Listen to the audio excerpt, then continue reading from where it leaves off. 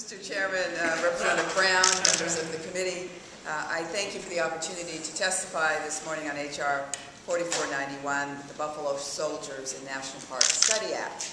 Specifically, this bill authorizes the Secretary of the Interior to study the role Buffalo soldiers play in the development of our national park system. Once the study is complete, I trust the Buffalo Soldiers Trail will warrant designation as a National Historic Trail. I'm glad Mr. Stephen Whitesell with the National Park Service will be here today to testify and answer any questions.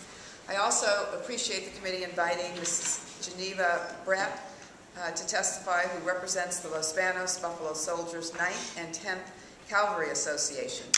Geneva and her colleagues have put remarkable efforts into this cause, and I commend them for their patriotic service. As many of us learned in school, African Americans could not enlist in the Army until after the Civil War. By 1869, Congress formed 4 all-black regiments, the 9th and 10th Cavalry and the 24th and 25th Infantry. These soldiers came to be known as the Buffalo Soldiers. What many of us do not know is just how unique this story is to my home state of California. The Buffalo Soldiers were garrisoned at the Presidio in San Francisco in the early 1900s. Many of them had fought in the Philippines and the Spanish-American War, where they gained legendary status as fearless fighters alongside Teddy Roosevelt's Rough Riders. However, they faced racism and discrimination as they performed their duties on the western frontier. They patrolled Yosemite, Sequoia, and Kings Canyon parks before the park system was established. To get there, they left the Presidio and headed south along El Camino Real through San Mateo County in my district. These soldiers were truly the first guardians of our national park system, blazing the trails, building the roads, and protecting the land for visitors. They helped make the vision for our national park system a reality. Native Americans nicknamed the troops Buffalo Soldiers after their dark skin and curly hair. Since the buffalo was revered among Native Americans for its brave fighting spirit, the troops accepted the title as a badge of honor. You know, I've lived my entire life within walking distance of the Buffalo Soldier Trail and never knew this chapter in our history. Upon learning of the Buffalo Soldiers, the chance to recognize those who gave everything in the face of adversity was simply too important to pass up.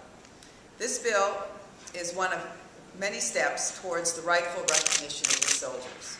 At the same time, it will enhance our national parks. We should not lose sight of this story's relevance to our long and ongoing struggle with racism. Some of you may have seen the recent documentary by Ken Burns, The National Parks, America's Best Idea. In this film, Mr. Burns highlights the work of a park ranger, Shelton Johnson, who is proudly sharing the Buffalo Soldiers story with visitors at Yosemite today.